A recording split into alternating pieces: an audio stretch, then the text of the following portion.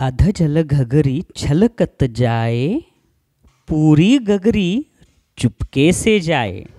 म्हणजे काय मुलांनो, अर्धी जर घागर असेल तर ती नेत असताना त्याच्यातलं पाणी विसळतंय आणि सांडतंय.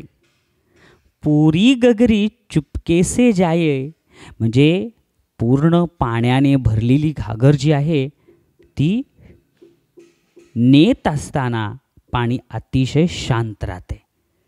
याचाच अर्थ असा आहे की ज्या वर्गामधले मुलं बडबड बडबड करत राहतात ते मुलं पूर्ण अभ्यास करणारे नसतात आणि जे शांत मुलं असतात ते संपूर्ण अभ्यास करणारे असतात. मग तुम्ही कोणते आहे त्याच्यातले हे ठरवा आणि त्यासाठी मन लावून अभ्यास करा.